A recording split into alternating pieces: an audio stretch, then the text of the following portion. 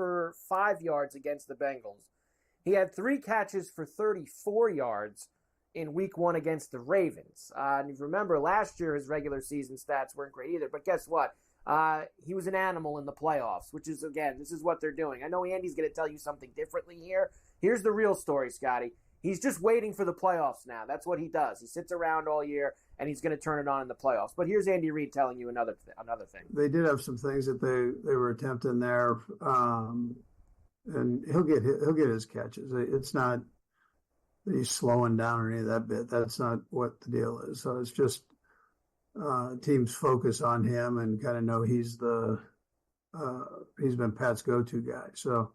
What it's done, though, Soren, is it's allowed us to, to utilize the other guys around him,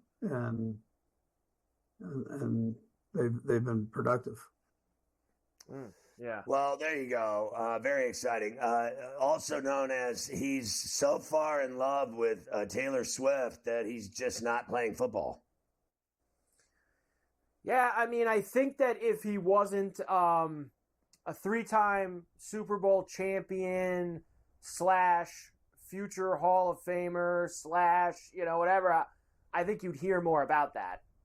That's the reason why he has 4 catches through 2 games. I think that's what but because he's done all those things, I guess people just feel he's built up the credit that it doesn't matter anymore. We can't say anything bad about him. I don't know what their obsession is, to be honest with you, about these brothers and shows like that. Yeah, I know. Listen, honestly, let's get real here for a second. Listen, I don't normally wear blazers and dress shirts and Brooks Brothers shirts unless I'm going out to a fancy place, right?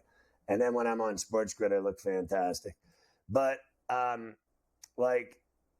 normally I'm in basketball, ripped up T-shirts, shorts, and flip-flops. And my boss has noticed that about me. He said something to me in Vegas about it. He goes, he saw me in flip-flops and no shoes, no socks, all the rest, and dressed like a bum.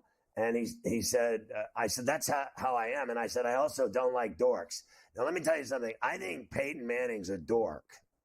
And his brother's even worse. These are not cool dudes. They're kind of nerds. And I mean it when I say this. I'm not being funny here. You're a nerd. I want nothing to do with you. I don't hang out with you. The stuff they got him doing, I don't get it. Is that really funny, the painting commercial with Nationwide? Does someone find that funny? And then now we're going to have them cram the Kelce family down our throats. And not only that, they cram their mother down the throat. At least the Mannings don't bring the father into it. And, well, I guess they do a little bit. He's had a few commercials. It's just so unbelievable to me. Honestly, I literally don't have friends that are dorks. I just don't hang around losers. And I'm not saying that they got Super Bowl rings. They're not losers. But in terms of their whole act, it's funny. They play like they're so funny. I've never laughed watching either one of them. They got this guy doing Saturday Night Live, the Olympics. I mean, what doesn't he do? I don't get it. I really don't. Do you get it, Carver? Am I the only person that's when are they going to stop douching me with the Mannings? Honestly, it's I'm getting sprayed with a hose. I feel like I'm in the yard at Shawshank getting sprayed with a hose with Manning, and now they're doing the same thing to me with the Kelseys. And I'm not tripping. I've had enough of this Jason Kelce guy, and I don't care about his brother's skinny twig girlfriend. Have a sandwich. In fact, have 3. And a prime rib dinner. You need to eat something there, Boney. Honestly, there's nothing worse when I see ribs. I think it's all very painful. Painful. All of it. It's very painful. Wrong. It's tough. Didn't they say that the ratings for the Manning cast was the worst it's ever been? But they'll just keep signing them to new deals. It's like I said to you yesterday with the Kelce. It's jumped the shark. Now, I've seen some of the clips. They have Belichick. I guess it's for the entire first half now, and he's on there with them. And as me and you have said all the time, when you get Bill in a setting like that where he can kind of break a game down and talk about the game, it's interesting. And I think the clips are very cool. I don't think I'd sit there and watch it the whole time. Have you seen him do the CW show, the one with the Inside the NFL? That show is actually, that's very loose and cool. and he's having fun on there, and they're all joking around on there. And I think it's Chris Long or someone doing it with him. Yes. And Ocho Ferrelico. Or is Edelman the other one? I don't know Edelman there. But, yeah, it's very good. Am I wrong? Is it Ocho or is it someone else? Ryan Clark is there. He's there. Long is there. And you might be right about Ocho. I thought Edelman – you see, that's the other thing. Bill's involved in so many projects now. Right. That I know he's doing one with Edelman also. I don't know if it's that one or if it's another one, but he's involved in so many things that it's hard to keep track of them all with Bill. But to just go with your point, it's all become very painful. The Mannings versus the Kelseys. I interviewed him. Remember, I told you I interviewed him once, and Mafia remembers. I think I was at Howard Stern, and I went to that billiards charity event in Lower Manhattan, and he was there, and I'm really good friends with the guy that runs it, and so is Eli. He's one of his clients. He's a insurance guy, Big Daddy, and everyone knows Big Daddy in the NFL. He represents 300 players, right? And so I interviewed him one day, and I told you the story. I've said it over and over. It was like talking to a garage door. I don't know who's worse. Derek Jeter, when he did interviews, when he was with the Yankees, about never saying anything about anything. Meanwhile, he slept with 500 women a month. And then, and I can't get anything out of you, bro. And then this guy, Eli Manning, when he played, he was like a funeral. Honestly, like talking to him is like, honestly, like putting dirt on a casket. I honestly, it was the worst. I have a video. I saved it for my entire career. One day I'll pull it out and play it here. It is so bad. I'm like, when he was talking to me, I was like this. I was dozing off. I mean, oh my God. And now they try to make him out to be some kind of comedian. I don't know, Mike, if the Falcons can hang with the Chiefs. I don't care where the game is. I know it's at the Benz in Atlanta. Yeah, I'm not sure they can either. It's 3.5 right now, and as you know, whenever that half gets attached to the 3, it's always something to take a little bit of notice with, and you always got to think about it a little bit harder. But 3.5, 46.5 is the total. Very hard to go against the Chiefs, Scotty, of course. They've looked very good through the first 2 weeks. Yeah, like I feel like the game Monday night was so stunning. I don't know if they can live up to that again. Like that, it was so stunning. I don't think does it really mean that Kirk Cousins is unglued now and he's going to go out and shred the Chiefs, the world champions who get every call, who are on every primetime game known to man, that we get to watch Patrick Mahomes. First of all, look, I think Cousins can play with anybody. He can play with Patrick Mahomes. I mean, he went right down the field on the Eagles and won the game. In fact, I think he's better than Jalen Hurts. Now, a lot of people would disagree with that, but to me, Jalen Hurts, the best thing he does, frankly, is get out of trouble and get first downs running. And I do not believe that Kirk Cousins is that kind of player. He's a pocket passer. Under center, and he can sling it all over the field. He's got a great, I think, sight line and vision, and I think he reads plays perfectly and throws, perfect passes. He throws ropes. Yep. He put up huge numbers in Mini. He's already having big performances in Atlanta, Monday night. So I think they'll be in the game, and that's why that hook is there. I think they'll be in the game because of Cousins. And, Pitts, London, they got players. I think Bijan Robinson is exciting, and I think the Falcons' defense is super physical, especially their back end. I think their corners and safeties hit. They hit hard, and they jar balls out of guys' hands. They did it in Philly the other night, and not Barkley. He just dropped it. But they jarred balls out of the hand. They picked off passes. I think their secondary means business, and I think they're going to be in the game. Well, yeah, and look, when you think about teams that maybe have given the Chiefs some problems defensively over these years with Mahomes and Reid and whatnot, it's teams that have that, right, Scotty? Physical defenses, physical secondaries, guys that hit. And the Bengals did a nice job of that last week as well. So something to look forward to indeed. I'll save Jacksonville and Buffalo for tomorrow for you because that's not till Monday night anyway. With that game, we'll get you some sound for that. You sent me this number, and I actually saw it this morning as well. in terms of the Lions, who are in Arizona on Sunday. Lions since November of 2022.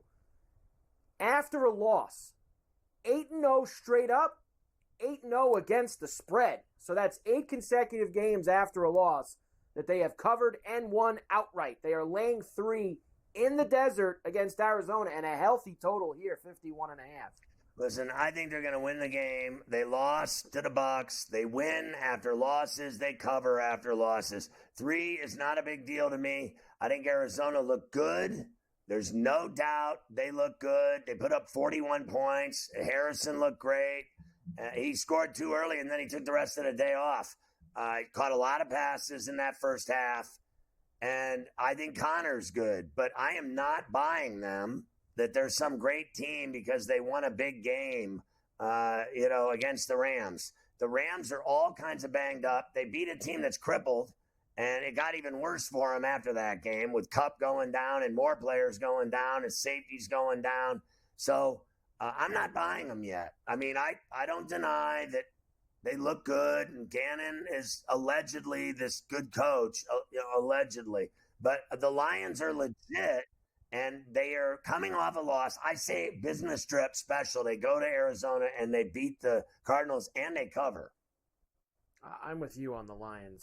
Speaking of big dogs this week, how about underdogs of 6 or more points, Scotty? Are 8-0 against the spread this year through 2 weeks. 6 or more points, 8-0 ATS. Patriots, Giants, Broncos, Rams, Commanders all fall into that category. I will tell you, I don't think that lasts forever. I don't think that's going to be stay undefeated, that ATS with the 6 or more points. Yeah, I mean, I'd have to see that graphic again. There's one of them. I'll play when they come back. There's a couple of them that stand out to me. Like the Giants stand out to me after they scored 3 touchdowns. And that stands out to me the most. And really, frankly, no other one. NFL teams getting more than 50% of the bets so far this season through 2 weeks. 11, 20, and 1. That is a frosty 36% against the spread so far. So betting against the public has been the way to go through 2 weeks of the season. Well, we talked about it last week. There were so many. I mean, even, let's just, for instance, talk Monday night. 90% of the public was on the Eagles. And I bet on the Falcons 5.5, and that's mic drop time. Like, whenever I see 80 or more and it's so automatic. It's just a done deal. I'll tell you what's a done deal. The sportsbook taking everyone's money. That's a done deal. That's what they do. And whenever I see that, I know what's happening. And they are licking their chops, these sportsbooks, to take your money. And then they waive all of their, do you have a gambling problem? Reach out. Our hand is there for you. We love you. We'll help you. They're so phony ass with that. I've never seen anything more ridiculous in my life. What they really want, just so we're clear, is to take every penny you have and your house and your wife and your children and your dog. That's what they want. That's all they care about. Trust me, I have friends that work there that tell me all the time what their job is. And their job is to take your money. They certainly do. That's for those sure. How about this? To take your money. They don't put those numbers up and those hooks up for their health. They do it to take all of your money. Nobody around here likes talking about what they really are up to at the House of the Holy. Please spare me. You talk about evil. That's where evil lives, down at the sports book. In the past 10 years, how about this one? 0-2 teams. Of course, 0-2 teams, very desperate, Scotty, as you get into week number 3. 0-2 teams have gone 52-33-1 ATS in week 3. You got a lot of teams in that scenario this week. Giants, Titans, Colts, Broncos, Panthers, Ravens, Rams, Jags, and Bengals. All the 0-2 teams very desperate as they head into their situations this week. I think the Bengals, Jags have a shot in Buffalo. I don't think they're going to play horribly in that game. I think that's going to end up being a great game. I do think the Ravens have a shot in Dallas. I saw Dallas, yak all over themselves against the Saints. What makes me believe they're going to just, turn it around and be fantastic? I think the Giants, that number's too big. They're scoring tutties. They just didn't have a kicker. So I think they're on the verge of busting one off. And, I'd say the other one that has a shot for me there is, believe it or not, the Colts. I think they can actually give the Bears a game at Soldier Field. I think the Bears, for me, are optional in terms of, do I believe in their offense? No. They can have their moments. They can have their tutties. They can have their successful plays and passes. But to me, that's a defensive football team. And I think Richardson can give them problems and run around and cause difficulty for them. So there are games this week. I think with certainty, I think you're going to see a dramatic change this week in all this, giant spreads and all these teams that suck. They're losing every game they play. That's all, I believe, coming to an end this week. Some of them will win. Some of them will win. And that Indy game, Scotty, I know you mentioned social. That game is in Indy this week. Colts are home for that game against the Bears. So, it said there it was in Chicago. Yeah. So that's Colts minus 1 and 1.5 now at home at Lucas Oil against the Bears. I really like it now.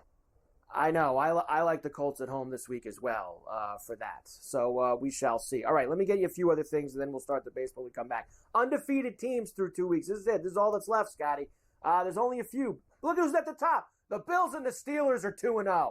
Vikings, Texans, Bucks, Saints, Seahawks, Chiefs, and the Chargers. The only undefeated teams left in the NFL after 2 weeks. I think the Chiefs are for real.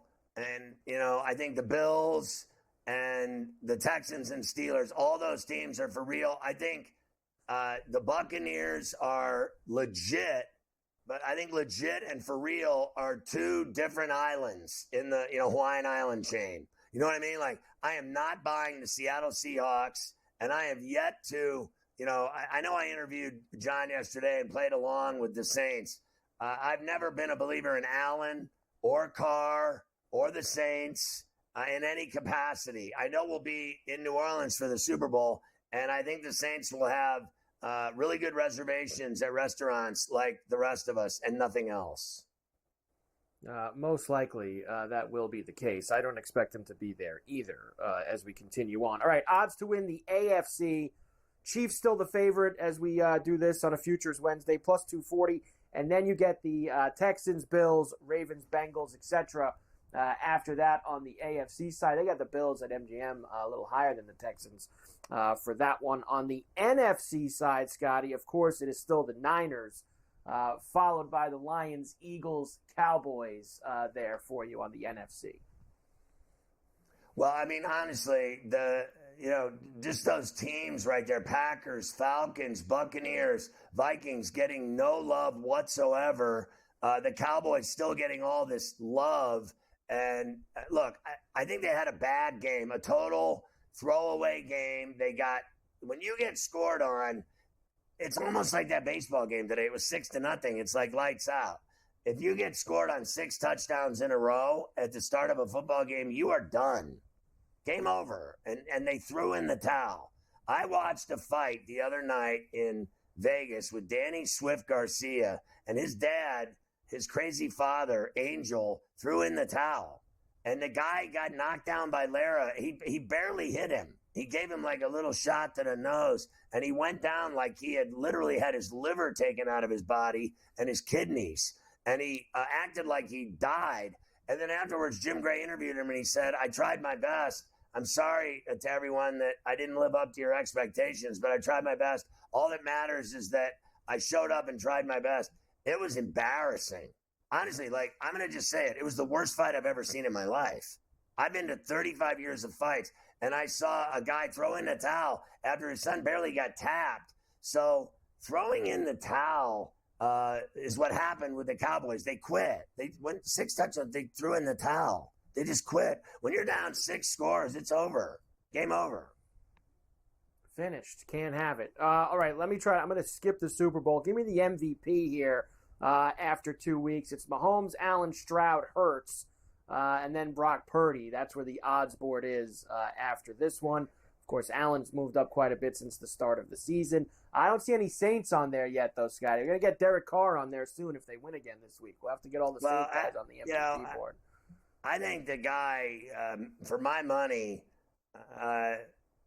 Mahomes got lucky to beat the Bengals, and the guy Mason, for me, for the Niners, has been the most influential person on the football field. If you ask me, he had 147 yards and the touchdowns. Then he had 100 yards and a touchdown in back-to-back games. Everyone thinks that Christian McCaffrey is the greatest thing since sliced bread. Meanwhile, this guy has been carrying the Niners on his back, literally on his back. Purdy's done nothing. Kittle's done a little, but it's been Mason, the Mason show. For me, he's been my MVP, and I hate the 49ers. I know that you do. Do I have time for the coach? Throw the coach up there fast. Who do they got? I haven't even seen the coach yet. Oh, Harbaugh, of course. Give it to him now.